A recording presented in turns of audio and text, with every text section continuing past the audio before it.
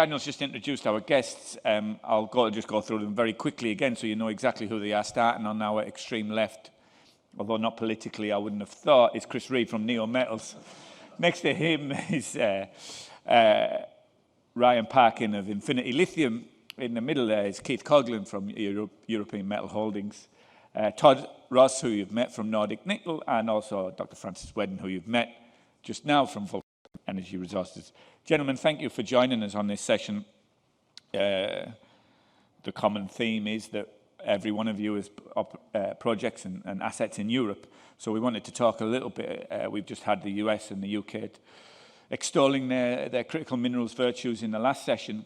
And we thought we would approach Europe in this session. I mean, the traditional ASX investor sort of assumptions around European metals projects is that Europe's too hard to operate in.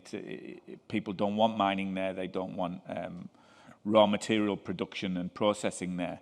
And governments aren't going to license operations there. Francis, you've still got the floor, so I'm going to start with you. Is that a fair assessment, or is there presumptions and misconceptions in a statement like that?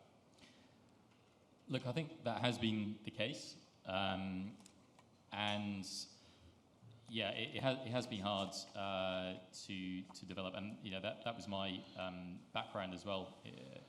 Started my career in Europe, but I think Europe's gone through what the Germans call the Zeitenwende. That really sort of generational change in outlook since the invasion of Ukraine.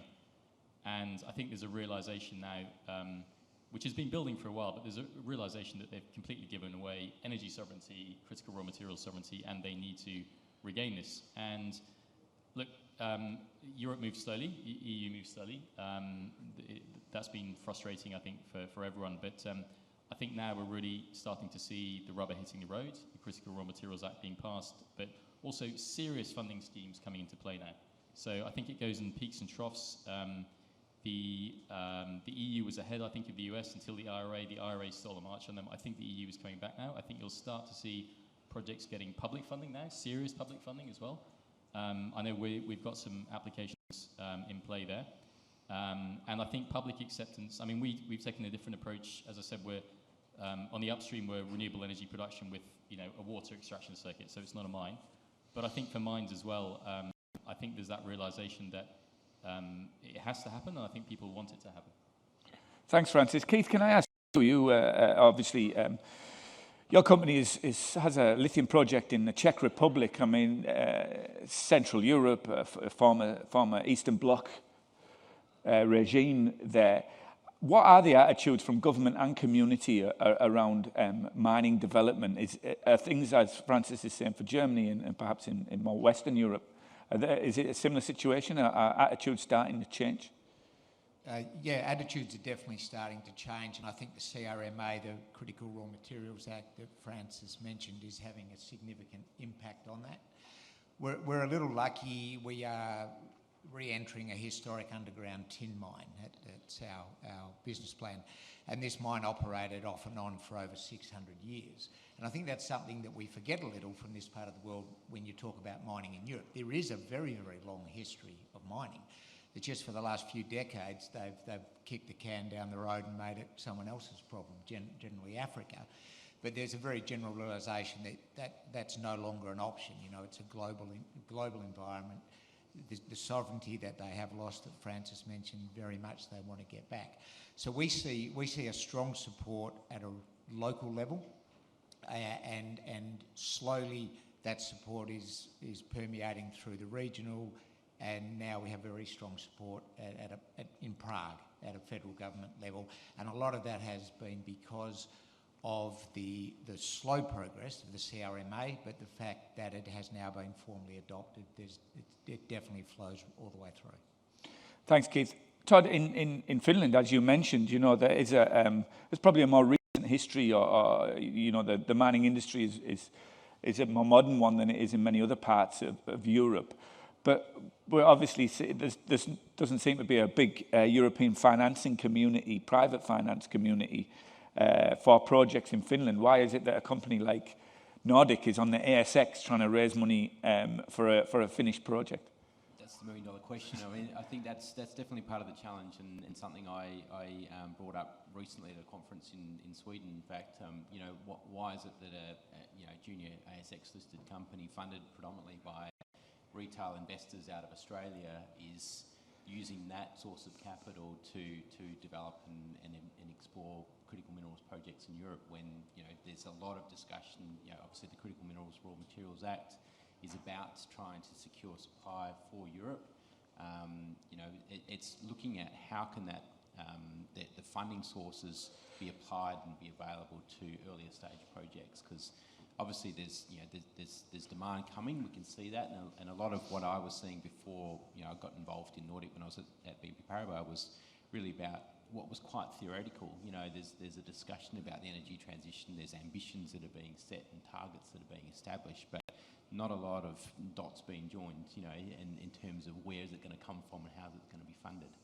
I think there is a real advancement now, momentum building with the Critical Minerals Raw Materials Act that is going to help that, but it's going to have to come further upstream to support it. Thanks, Todd. Ryan, your company is operating in Spain.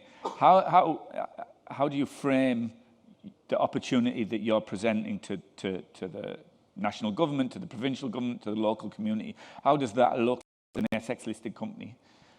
Well, look, I mean, in our region, or very close to our project, we have historical mining, not least of our project, which was a tin mine in the 1960s. We have Matz's project through Sandfire, also very close by.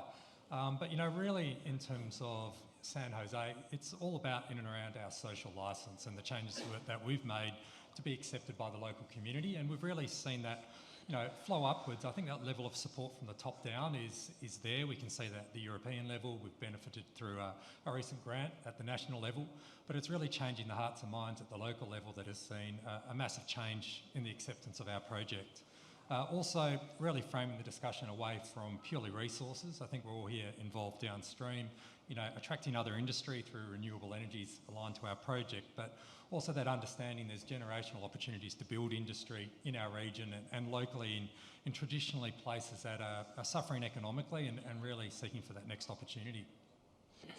Thanks, Ryan. Chris, you've come to the problem of mining's acceptance in Europe at a slightly different angle by vaulting away from mining and landing straight into another part of the supply chain in the recycling sector. Can you explain a little bit about how Neometals came about that opportunity and why you think it's a good fit in Europe? Yeah, sure. I think, going back, we moved into recycling when we were building Mount Marion. With MinRes and Ganfeng, and the board wanted more exposure, and for us, the batteries were essentially lithium, nickel, cobalt, copper, aluminium in a can, and no one was recycling. So we pioneered a process in Australia, and we decided to commercialise that with a German plant builder, right? Because we couldn't see other people had processes, but these car makers don't have time for it. Like, they've got to become EV makers, then they've got to become cell makers. They sure as hell don't have time to go and R&D and develop their own recycling. Then you've got to get an engineer to build it, which is painful. So we actually went with a plant builder. So our business is building plants for people who need to recycle. Now, fortunately, the landscape is what needs to recycle there. It's mandatory, and it's becoming very, very hard, and we're building a plant for Mercedes-Benz, and we'll soon build other plants. But just going back to Europe as an investment attraction, we also have been evaluating processing steel slags up in Finland, and I've got to say, in 25 years it is the friendliest jurisdiction I have ever come across. Right, I'm talking from the local council all the way through to the national government. We got 50 acres of portside land with all the headworks cleared, 300,000 euros per annum. The EIB approved plus 50% debt funding.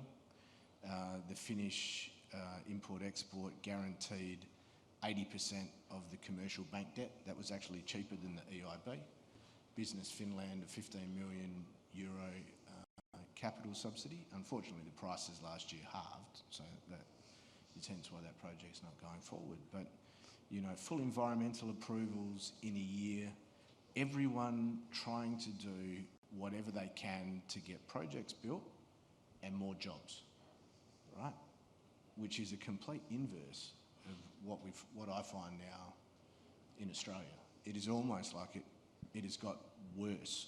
Like, developing projects in 25 years is harder today than it's ever been. And I think, you know, if I have a look at the junior developers, it doesn't matter what commodity if you're in Australia. No one can tell you how long it's going to take to permit something and to advance it. If you got the capital, it is such a long runway, you know, from discovery to operation. We've done a couple, 7 years, but then you've got to convince people to give you the capital, and that ultimately you're going to get approved to generate revenue at some point. And, you know, these guys are unfortunately showing us how to do it. Thanks, Chris. Keith, everybody's made mention really of the European Critical Raw Materials Act, and we've already had today Ambassador Kennedy from the US and Michael Sullivan speaking on the Inflation Reduction Act. Can you explain where the similarities between Europe's approach to critical minerals support and investment are similar to the US, and where there's some differences? I think that the differences are probably worth talking about first. They're quite stark. I mean, obviously the US is one nation. So a bill can be passed in Washington, becomes law. That's obviously not the case in the EU. It's a collection of member states. They don't always agree. They've got some fundamental differences on a number of fronts. So it just takes a great deal more time for it to get through the system. In terms of the similarities, I think they're aimed at achieving the same end results. And really the CRMA came about after the IRA was announced, and it was initially, the IRA created quite a bit of a stink in Belgium. It was seen to be anti-competitive for the Europeans, and, you know, so they've moved to address those things. From the point of view of what we might see at a grassroots level, and where it really will affect all of us, is in two forms. Firstly, a speeding up of the permitting process, which is vital, because it's slow, you know, fundamentally a slow process. And secondly, in the provision of additional funding or potential funding to projects that are designated strategic. And we've seen exactly that happen in the US. You look at the Thacker Pass lithium project as an example. Shortly after the IRA was passed, GM invested significantly into that for $600 million, I think. Very shortly thereafter, the final permits were awarded, and 3 or 4 weeks ago, we saw the US Department of Energy provide debt funding for that project of $2.2 billion, which is clearly significant. I think we'll see exactly this sort of thing happen in Europe. I don't think the numbers will be quite as big, but already we've seen announcements, Vulcan being one of them, of support from the EIB. I don't think that's formal yet, but it's going in the right direction. There's another project in the Czech Republic, European Manganese, at a similar stage, having now received formal support from the EIB without actually receiving money as yet. And I think we'll see that permeate down through the European system, and those similarities, I think, will flow from the IRA. Great, thanks, Keith. Thanks, Keith. Francis, you might want to add to that. Yeah, I just want to add to Keith's comments. I agree with that. I think the US has taken more of a stick approach, and the EU has taken more of a carrot approach, I think. And I think those carrots are starting to land in Europe. And I think over the course of the rest of the year, you'll see more funding announced, I think, from the EIB. So the EIB really stepping up. As Keith mentioned, we announced we've passed the first stage to get 500 million euros of funding towards our debt financing. You know, there is significant funding coming in from the EIB. You're going to see this strategic projects list being announced, and that will help speed up the permitting as well. So I think by the end of the year, my expectation would be that you'll see public funding going towards a number of critical raw materials assets in Europe, and you'll see permitting being greatly assisted by this strategic project status as well. Thanks, Francis. Ryan, in this act coming together and these funding opportunities coming together, we've seen with the IRA, Australian ASX-listed companies trying to pivot their strategies to capture some of that opportunity without quite knowing exactly how to negotiate that bill and those policies. Can we expect to see the same out of Infinity and other companies operating in Europe? Can you pivot to make yourself more attractive or accessible to those funds?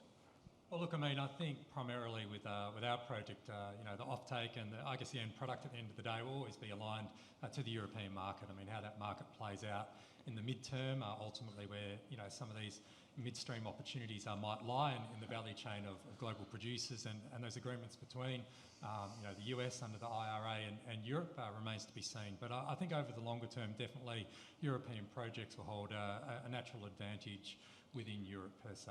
So, from where we sit, our major focus is on developing our project. We can see through that Raw Materials Act, that level of endorsement that we've even seen some European projects or companies prioritise opportunities closer to the IRA, not least Northvolt and an opportunity in Canada by way of proximity. So look, I can see that pendulum shifting back towards Europe and, particularly on the back of the CRMA and the Net Zero Act as well.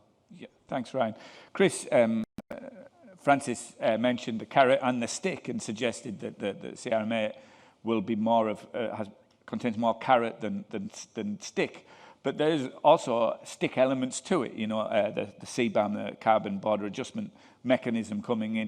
Is that going to, and requirements around recycled materials in products, is that going to have a direct effect on your ability to raise further capital, to attract more investment and to build further partnerships?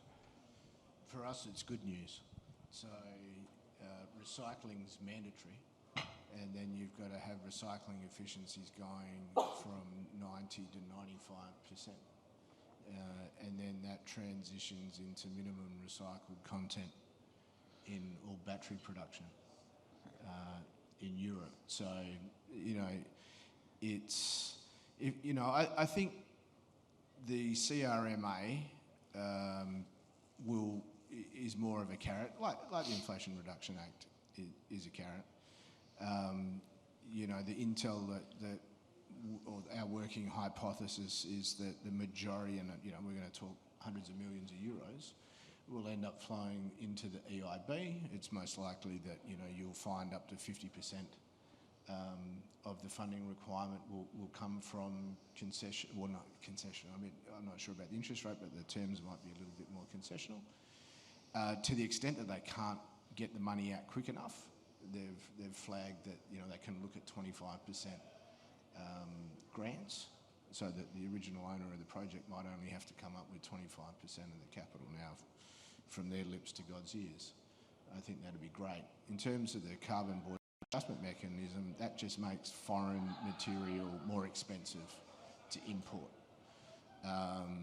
Europe doesn't have this, the FEOC, the foreign entities of concern, like the IRA does, and that's sort of jumbling things up. I mean, they've got these targets to have minimum domestic production, minimum domestic conversion of production of the chemicals, minimum recycling, targets to have 65% of materials, not to have more than 65% of a material coming from one country. So they are coming up, but I mean, they're more, I think they're more talk than act. I mean, you still face the fact that the Chinese control 80% of battery materials, right? We are at the verge of a battery materials trade war. In the last 6 weeks, you've seen BYD launch the first of their 7 ships that carry 7,000 EVs. As soon as it left Shanghai, within 48 hours, the European government had applied retrospective tariffs, right? Because they deemed that there'd been concessional financing, concessional labour, concessional power, all of that sort of stuff. So, what you're seeing now is, massive car parks of BYD electric vehicles at ports in Europe. Now, the Chinese aren't going to be happy with that. I mean, I think if you're producing battery materials in the West, Europe is the second most important and largest battery market. So I think all of us are probably pretty safe. Europe, you mentioned the lack of a foreign entities of concern legislation around the Act. And we're seeing a lot of Chinese investment, Korean investment, Japanese investment in the continent in downstream processing. Keith, does that open up more opportunities for mining companies in Europe than perhaps in the US? Is it? I think it definitely opens up more opportunities, but there's no doubt that things like the CRMA will help you more if your entire value chain remains within Europe. So I think if we were to be, obviously we're not going to go and sell lithium offshore out of Europe, but if we're delivering it to a German OEM, you know, that's going to be seen very differently than if we're selling it to a Chinese battery maker, even if they have operations within Europe. I think the Koreans are seen differently for one reason or the other. You know, and there are numerous long-term Korean battery factories dotted all around Eastern Europe. But you know, I think the aim for Europe is to deliver European product to European entities. Todd, Keith mentioned OEMs, and there's been a lot of discussion in the last couple of days in the financing aspect about, and Francis mentioned the offtake deals with Stellantis and so forth. Even at your earlier stage project, is there an opportunity to see European OEMs or other conglomerates, industrial groups come into the project, come into financing the project? Yeah, there definitely has been. I mean, certainly on the nickel space, you know, as I mentioned in my presentation, there's only 2 nickel mines in the whole of Europe, you know, and both of them have off-takes already locked up. So when the OEMs are sort of looking around at how they're going to try and secure supply, first of all, if they want to try and secure supply within Europe, it's very difficult for them to get access to the existing operations. So they've recognised, and we've had a lot of these discussions with OEMs in Europe, that, you know, to do that, to secure supply, they're going to have to come earlier down, you know, early stage exploration projects. And you know, there's an example with Conoco, obviously, that Francis is involved with as well. And you know, that certainly was an investment by Stellantis early stage. Gave you know, Stellantis access to offtake, rights of future offtake. That's a perfect example of OEM looking to try and partner with early stage exploration projects to secure that future supply. So it's definitely something we're trying to pursue as well. Francis, is there a chance that deal or that agreement could be repeated elsewhere on the continent with perhaps ASX listed juniors? Yeah, definitely. I think definitely see more risk appetite there from the OEMs as well. I think, you know, it differs depending on the OEM or battery manufacturer, that risk appetite, and obviously there's different balance sheets available, but there are some quite aggressive players out there, which is a good thing. So and they're investing further and further upstream and taking more and more sort of, you know, early stage risk, which is what Europe needs, right? So yeah, definitely. To add to that point as well, we talked about a lot of these critical minerals funds that are being established in Europe. And one of the first, as mentioned in my talk, was the Infravia Critical Minerals Fund. You know, it's a French fund, but they're looking to, you know, early stage investors are coming from OEMs, you know, French OEMs, obviously Stellantis and those sort of companies that are looking to find other ways of providing support to the industry. You know, and that's a great way of them doing it. Great, thanks. Well, we've only got a few minutes left, so I think it's about time I turned it on to the audience for some questions. Have we got any questions straight away? We've got, there's hands going up everywhere, it's fantastic. We've got one just here and then another one at the front in a moment. If you could just let us know your name and who you're representing. Yep, it should be on now, I think. Try again. Thank you. Roland Chavas, the International Lithium Association. Really good panel, really enjoying it, thank you. Quick question to the European-based lithium producers. Are you concerned with the European Commission's recent confirmation that lithium carbonate, hydroxide, chloride and metal are indeed category 1A toxic? Or do you think we'll get a carve-out? Yes, jump in. Yeah, thanks, Roland. Look, I think, our understanding, obviously we've looked at this in some detail.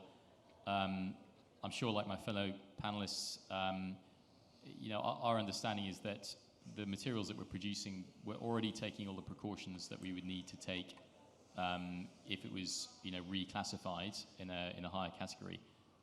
So there's no extra precautions that we would need to take from a safety perspective.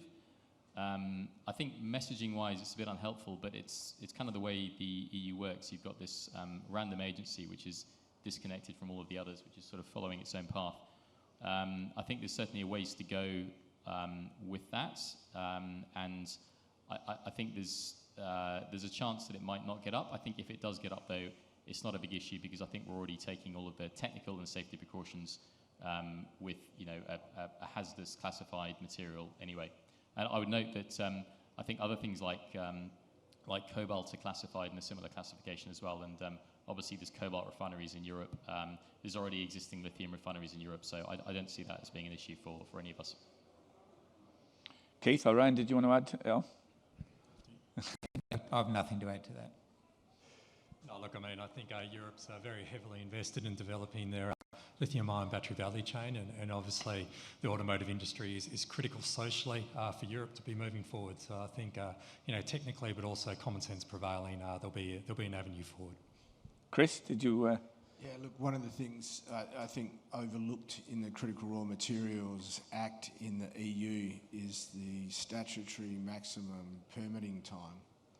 So, and they've also got the Net Zero Industry Act. So the Net Zero Industry Act means that if you're building a battery gigafactory over 1 gigawatt hour capacity, your statutory maximum permitting time is 9 months. If you're doing a downstreaming, like Francis, or we're supplying a client a recycling plant, they have a statutory maximum of 15 months, right? And if you're building a mine, like Keith, then your statutory maximum is 27 months.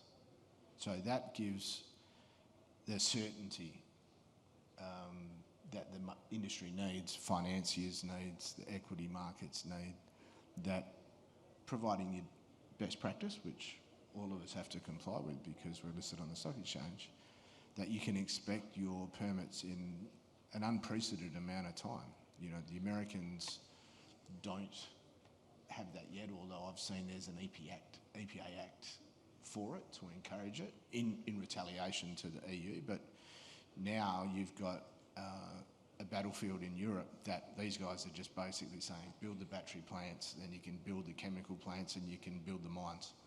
Has that been tested and proved yet, that they've been able to stick to those timescales? Well, it was only approved last month. Yeah, Last week. Yeah. last week. There you go. I think the council approved it, then the president's got to sign it, and it comes in 21 days later. Yeah. Great, thank you. Thanks, Roland, for the question. Bassy, we just got another one down here.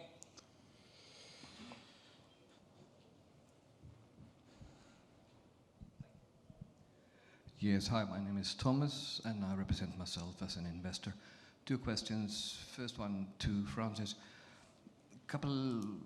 Maybe a year ago, your company indicated that you were going to follow the brine body over the border into France and set up shop there. Is that still going ahead? Yes, it is.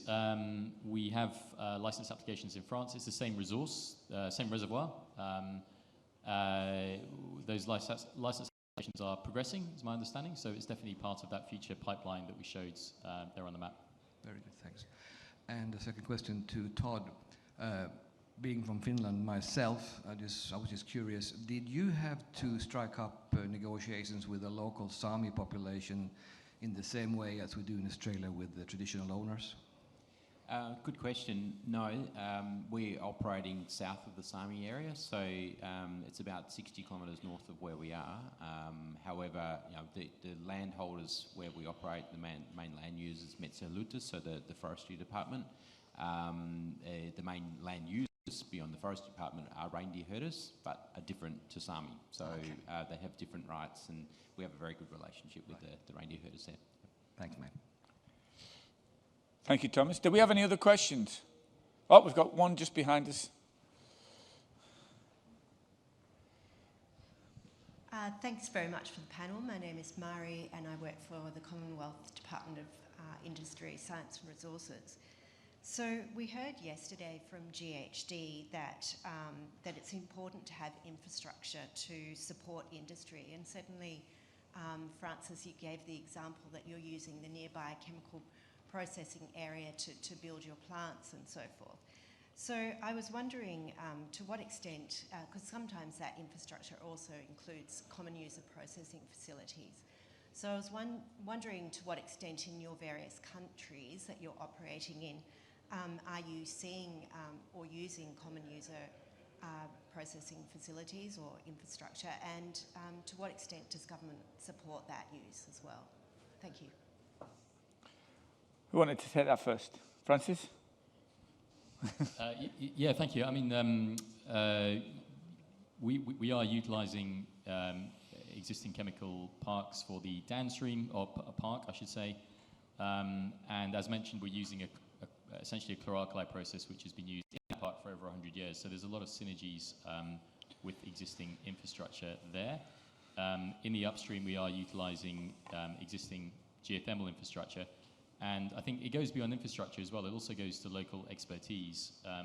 So, I mean, we have Europe's biggest chemical producing complex up the road, Ludwigshafen, with BASF. You know, from that comes an enormous amount of engineering expertise as well. So I think Europe is very well served in that respect, both from the existing infrastructure that you can leverage off and also the local expertise that's available. Thanks, Francis. Did anyone else want to take that on? I'll just add quickly, as Francis mentioned, accessing some of the local expertise as well, not specifically lithium expertise, because clearly that's a very new industry and new in Europe. But we have a project level partner who's an ex-coal miner in the area. Obviously, coal mines being phased out, wound down, you know, with timelines for that winding down. But being able to provide a transition for the people who will soon be unemployed from that coal industry, underground, open cut coal miners to become underground lithium miners. This is all part of the transition of the region. The EU has a specific transition fund called the Just Transition Fund, which was set up to help regions previously dependent on the coal economy to transition to new energy. Happily, we fit exactly into that area and that thematic. And to give you some idea of how serious the EU is about this, they've funded the Just Transition Fund to the tune of 40 billion euros. We've already received a pre-approval for a grant from that fund for 49 million euros, unusual number. But this is, I think it's indicative of part of the precursor to the CRMA and access to greater funds of capital, or some of these individual funds that are prevalent across the EU. Great, thank you, Murray. Thank you for a great question, Murray.